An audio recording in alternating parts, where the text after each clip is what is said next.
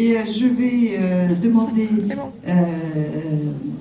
à Monsieur Rajoux de venir présenter ses connaissances, l'état des lieux sur l'hydrologie et la qualité de l'eau. Alors pas la qualité de l'eau de dialyse, mais la qualité de l'eau de boisson. Et je le remercie infiniment d'avoir accepté de venir présenter ici un peu à la dernière minute.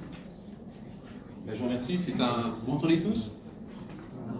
Très bien. Vous savez, un peu plus fort.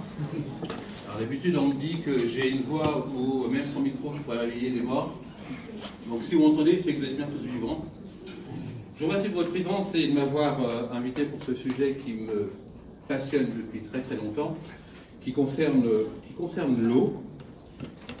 Et pourquoi? Parce qu'avant tout, nous sommes de l'eau. J'ai envie de dire que si il y avait des martiens, si ces martiens regardaient la Terre, ben, ils verraient des sacs d'eau se promener sur cette chère Terre. Alors, je suis consultant en hydrologie. Je suis amené à intervenir pour conseiller des gens sur la qualité de l'eau, avec une approche qui est assez intéressante et peut-être que pour certains, vous allez voir qu'on va parler de l'eau sur une approche qui n'est pas commune, hein, parce qu'on va aborder aussi à la fin de ce diapo, hein, sur les derniers slides, l'approche de l'eau dans sa dimension électromagnétique. Alors l'eau, elle est importante pour la bonne raison, c'est que nous sommes composés en termes de masse de 70% d'eau, 60-70%. Mais en termes de molécules, nous sommes composés à 99% de molécules d'eau. Alors comment on explique ces 99% de molécules d'eau? Hein? Alors comment on explique ces 99% de molécules d'eau? 1, 2, 3, 4, lundi, mardi, mercredi. Eh bien, écoutez, on a pris une cellule qu'on connaît bien en biologie, qui est Escherichia coli, et quand on voit comment elle est composée, en premier, ce qui entre en ligne de compte, eh bien, c'est l'eau. Hein. Vous voyez le nombre de molécules. Hein. Ensuite, on a les ions. Très très loin, on a les protéines. Et quand on fait le rapport entre la quantité d'eau par rapport, si vous voulez, au total des éléments qui ont été mesurés, on arrive à 99% de molécules d'eau. Donc c'est quelque chose qui est assez conséquent. L'approche que j'ai au niveau de la qualité de l'eau, déjà, c'est qu'en termes, j'ai envie de dire, d'éléments, de supports, moi je privilégie l'eau du robinet.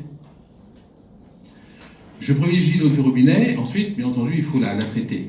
Donc on va faire le choix, on va partir par rapport à un choix économique qui est l'eau du robinet, qui est intéressante.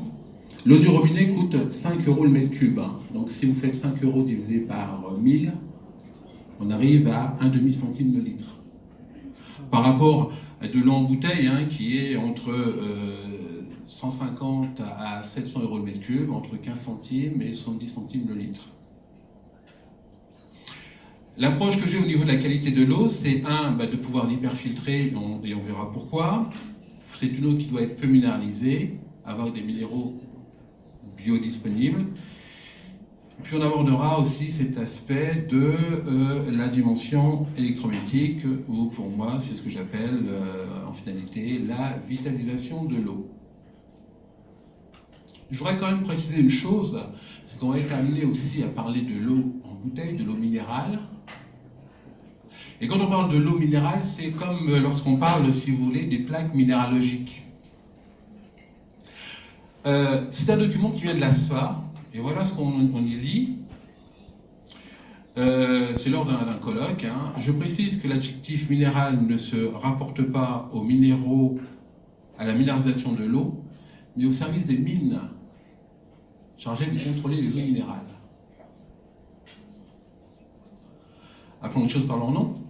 Alors pourquoi il faut hyperfiltrer l'eau? Eh bien tout simplement parce que dans l'eau il y a pas mal de polluants et il y a ce qu'on appelle les polluants émergents qui sont issus notamment des médicaments. Voici ce que dit une spécialiste du CNRS. Nous consommons des médicaments qui passent dans nos urines la réglementation sur le traitement des eaux n'a jamais prévu ce problème. Alors, ce problème, il est assez conséquent. Il faut savoir que l'eau qu'on utilise, l'eau douce, c'est-à-dire pour cuisiner, pour boire, pour la machine à laver, etc.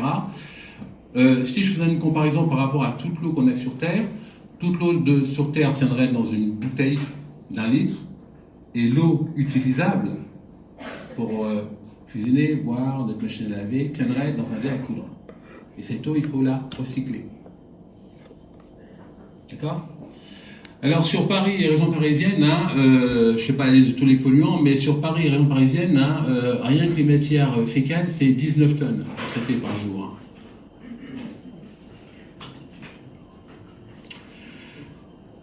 En termes de référence, pour vous parler de ce problème de produits toxiques qui sont dans l'eau, j'ai pris comme référence le site Méli-Mélo.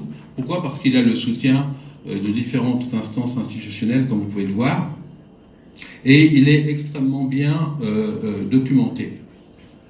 Alors, je ne sais pas si vous voyez assez bien à l'écran, mais la consommation de médicaments en France est assez